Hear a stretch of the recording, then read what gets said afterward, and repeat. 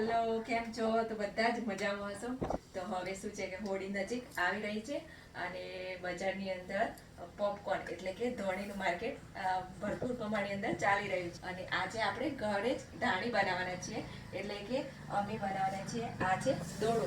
તો આ દોડામાંથી જ પોપકોર્ન બનતો હોય છે. એટલે આ અમે મારા ખેતરની અંદર જ બિયારણ કર્યું હતું અને તેમાંથી જ બનાવવાના છીએ. તો વિડીયોને પૂરું જોજો. તો ચાલો હવે શરૂ. તો બધા જ માર્કેટની અંદરથી તૈયાર ધાણી લઈ લેતા હોય છે, પરંતુ આ રીતના પેકેટ પણ મકાઈનું મળતું હોય છે બજારની અંદર. અને જો તમારે લેવું હોય તો આવતી સાલ આપણે આ પેકિંગ પણ કરીને વેચીશું. તો આ જે છે તે જ છે. તો આમાંથી જ દાણા અમે મકાઈની અંદર વાવેતર કર્યું હતું. તો આપણે દાણા પહેલા મકાઈની અંદરથી ઉકેલી લઈશું. તો મેં દોડાની અંદરથી બધા દાણાને લઈ લીધા છે. હવે આપણે તેને થોડા સાફ કરી લઈશું. તો મેં દાણા એવા સરસ સાફ કરી અને લઈ લીધા છે. તો હવે આપણે તેમાંથી ધાણી ફોડીશું. તો મેં અહીંયા એક પેન લઈ લીધું છે.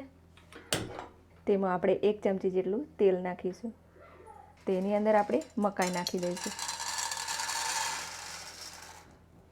તો મકાઈના દાણાને આપણે તેલ સાથે મિક્સ કરી દઈએ. પછી આપણે તેમાં હળદર નાખીશું અને થોડું મીઠું. સરસ રીતે મિક્સ કરી દઈએ. તો બધા જ દાણા સરસ એવા મિક્સ થઈ જવા જોઈએ. પછી આપણો એક મકાઈનો દાણો ફૂટવા લાગે પછી તેની ઉપર આપણે ઢાંકણ મૂકી અને કવર કરીશું.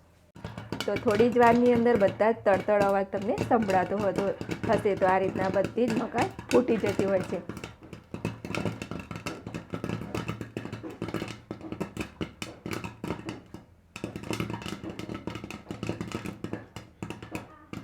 જ્યારે આપણે તડતડ અવાજ બંધ થાય એટલે આપણે ગેસની ફ્લેમ બંધ કરવાની હોય છે. તો તમે જોઈ શકો છો કે આખું જ પેન ભરાઈ ગયું છે. હવે અવાજ બંધ થઈ ગયો છે. તો આપણે ગેસની ફ્લેમ બંધ કરીશું. તો હવે આપણે ખોલી લઈએ. તો તમે જોઈ શકો છો કે આખું જ પેન ભરાઈ ગયું પોપકોર્નથી, અને તે પણ બજાર જેવી જ ધાણી. તો હવે આપણે એક થાળીમાં લઈ લઈએ. તો આપણો એક પણ દાણો બાકી નથી. અને આ જ રીતના બજારની અંદર તમને ધાણી મળતી હોય છે. તો ઘરે જ આપણે આ રીતના પોપકોર્ન બનાવીને તૈયાર કરી શકીએ છીએ, અને તે પણ ઘરે જ રોપેલી મકાઈમાંથી. તો આજનો વિડીયો ખૂબ જ ગમ્યો હશે તો વિડીયોને લાઇક કરો, શેર કરો અને દક્ષા રેસીપી પેજને ફોલો કરો. અને હવે ફરીથી એક નવા જ વિડીયો સાથે મળીશું. ત્યાં સુધી બાય બાય.